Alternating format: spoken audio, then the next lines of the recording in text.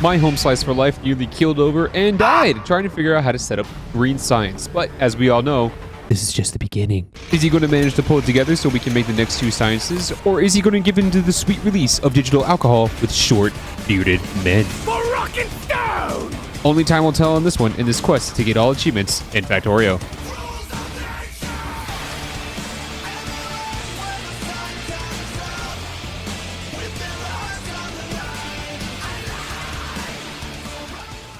Quick disclaimer, by the way, I forgot to turn off the mods that I was using in my personal save that I play off camera, but that'll be fixed by next episode. So yeah. All right, enjoy. Day. I don't know, man. I'm too ADHD to keep track of this. We are picking up right where we left off, creating military science. And this was kind of top priority for a couple of reasons. One, the biters were starting to outscale us a little bit to the point where just a car and its turret was not going to be good enough. So damage needed to be upgraded. And also, we never really had a full production of grenades, red ammo, and walls. So this was honestly very important to have. Not to mention, with the introduction of military science, this will not only allow us to upgrade the damage of our current weapons, but unlock new and better ones as well, such as landmines, rocket launchers,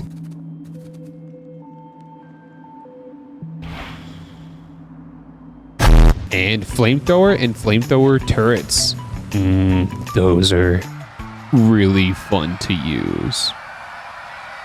And just in time too, because our big red fart cloud is getting pretty close to some biters up north, and I don't like that. Especially because the second iron patch I have hooked up the main base to is starting to run dry. And I gotta turn on this third patch right here, but if I do that, the fart cloud will most definitely reach these new biters. So with our newfound power of the military science, we go fight some biters. Let's go gambling! Aw, dang it! Aw, dang it! Aw, dang it! Aw, dang it! Okay, so it is clear that with my newly found power from the military science, the biters are a lot stronger than I predicted. So as of right now, it is going to be a race against time.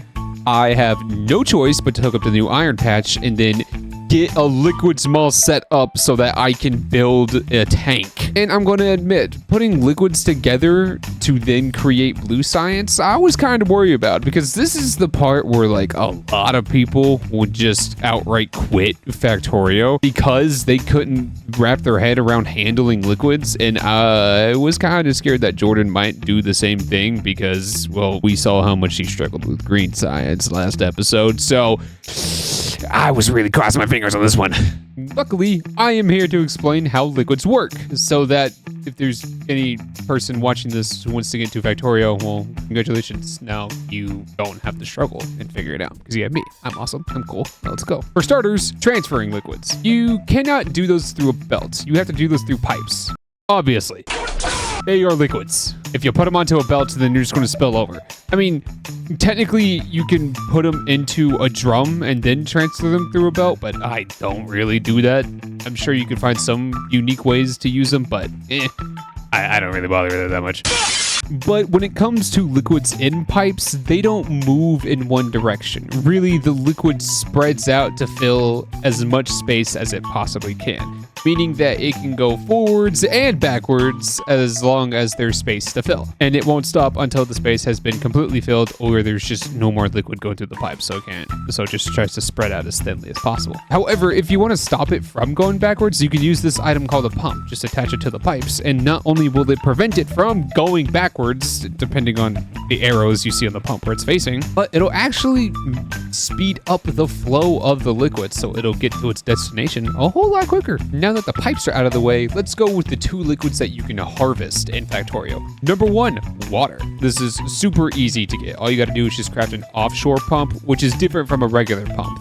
Offshore pumps don't need electricity, so you can just like stick it in the water and boom. And on the upside, it is infinite. No matter how big or small the body of water is, you will never run out of water.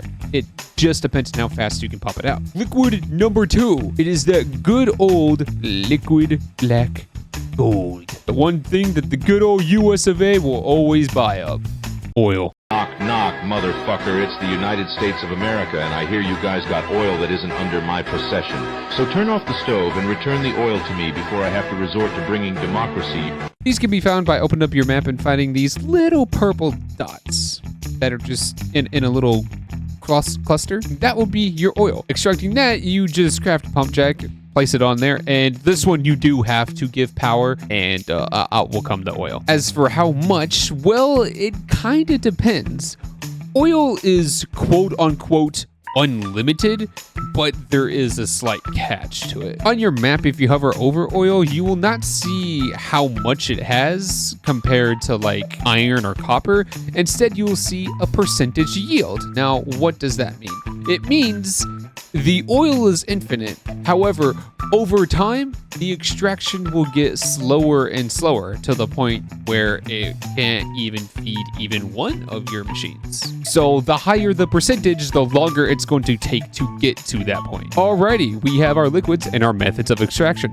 Now we must process them into our desired items to make blue science. We're going to start off with that good old-fashioned oil. Knock, knock, motherfucker. No. None of that. Okay, we're on a time crunch here. There are two types of processes when refining the oil. There's basic oil processing and advanced oil processing.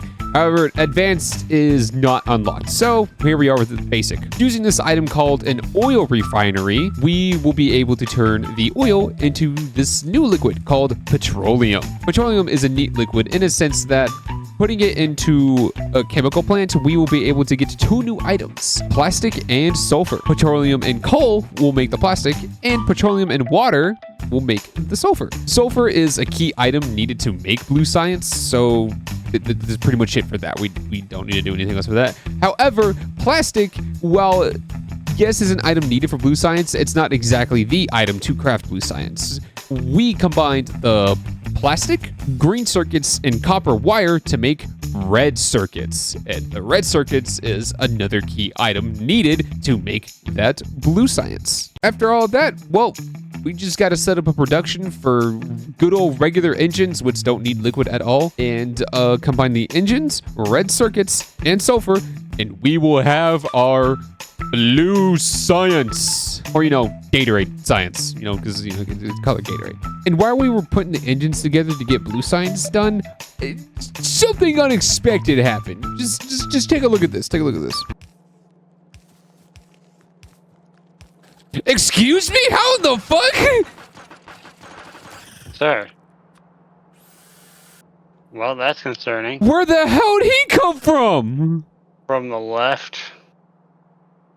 Bro literally There's just nothing walked right there. up going, hey, yo, what's up? Hey, you mind if I eat this real quick? Hell fucking no! And obviously, I had to respond in kind.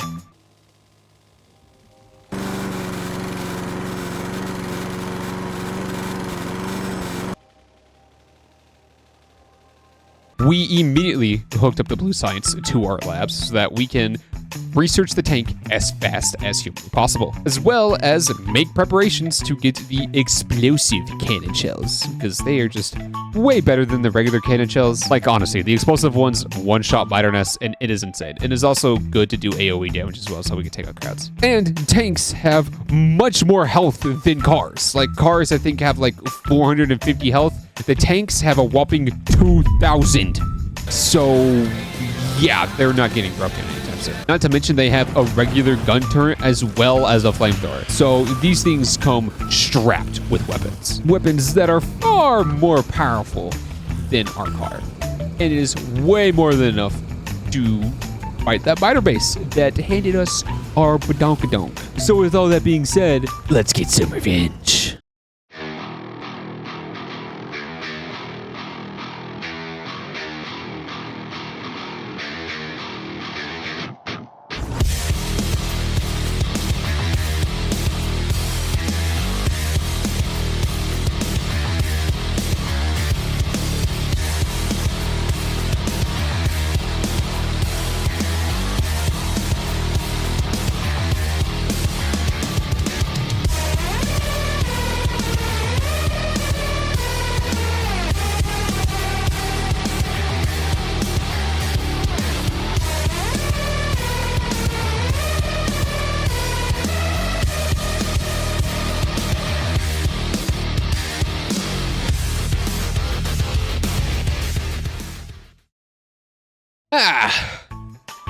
Well, I feel better after that.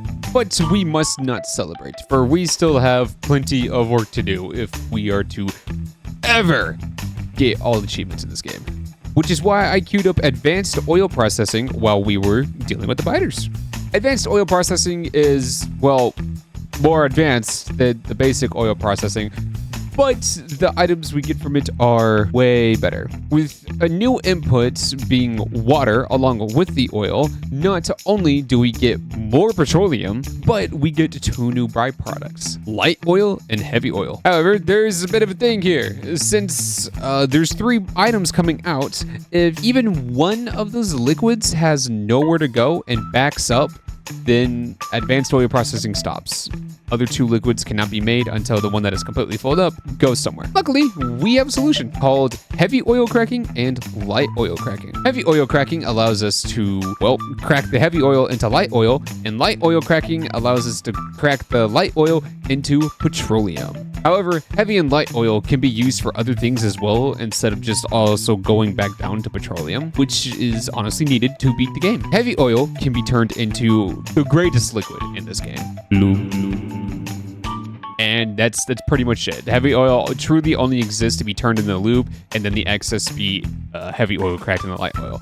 As for the light oil, it can be used for a few more things. Using light oil as fuel for the flamethrower turns, it'll give us 110% damage than compared if we just use regular old oil, it'll just do 100% more damage. So light oil is much more better for your flamethrower turns. Not to mention, we get so much light oil that we can also use the excess of it to turn it into solid fuel, which is a better fuel source than coal.